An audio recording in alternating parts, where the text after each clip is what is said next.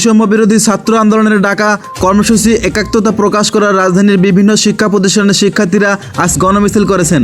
শুক্রবার রাজধানীর Uttara, Aftabnagar, science lab, press club ও বায়তুল মোকাররমের সামনে থেকে গণমিছিল শুরু করেছেন আন্দোলনকারীরা। বেলা 11:30টায় বৃষ্টি উপেক্ষা করে রাজধানীর আফতাবনগর ইস্ট ওয়েস্ট ইউনিভার্সিটির সামনে থেকে গণমিছিল শুরু করেছেন বিশ্ববিদ্যালয়টির শিক্ষার্থীরা।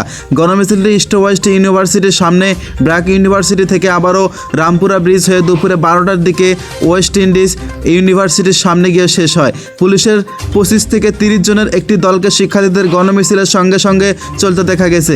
এ সময় পুলিশ সদস্যরা দুই ভাগে বিভক্ত হয়ে গণমিছিলের সামনে ও পেছনে অবস্থান নিয়ে চলতে থাকে। পুলিশের পক্ষ থেকে বলা হয়েছে, শিক্ষার্থীদের শান্তিপূর্ণ কর্মসূচি নিরাপত্তা দেওয়ার জন্য তারা এসেছেন, যেন কোনো দৃষ্টান্তকারী শিক্ষার্থীদের শান্তিপূর্ণ কর্মসূচিতে কোনো ধরনের আপত্তিকর ঘটনা না ঘটতে পারে। আন্দোলনরত শিক্ষার্থীদের পক্ষ থেকে পুলিশকে বলা হয়েছে, তারা কোনো ধরনের পুলিশি নিরাপত্তা চান না। শিক্ষার্থীরা পুলিশের উদ্দেশ্যে বলেছেন, আপনারা এখন এখানে এসেছেন, আপনারা এখান থেকে চলে যান।